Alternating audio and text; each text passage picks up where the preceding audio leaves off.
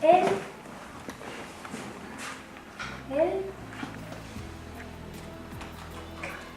bosque prepara un carnaval. Érase una vez un enanito llamado Fernandito que vivía en el bosque encantado. Estaba muy triste y aburrido. Decidió hacer un juego con sus amigos los enanitos del bosque. El juego consistía en disfrazarse de diferentes animales del bosque. Los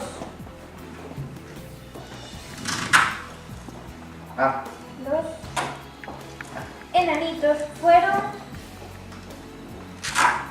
a pasear por los caminos del bosque para observar a los animales. Después del paseo, los enanitos se pusieron a hacer los disfraces. Unos enanitos se disfrazaron de su amigo el pájaro, con muchas plumas y colores.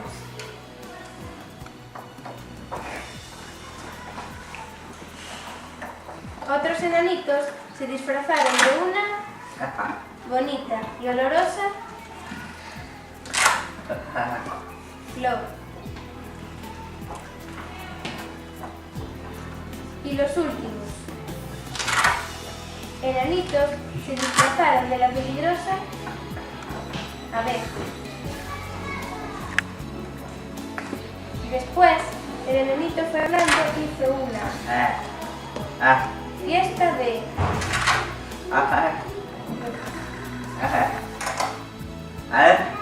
disfraces a la que fue la rana con su amigo el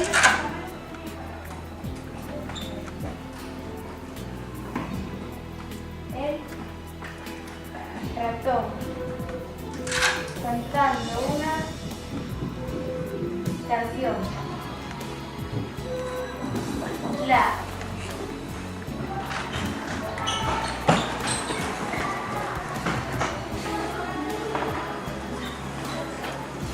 La mariposa acudió volando por encima del caracol. Y todos los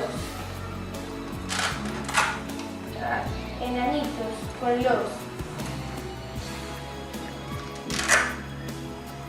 animales bailaron y se lo pasaron muy bien en la fiesta del carnaval.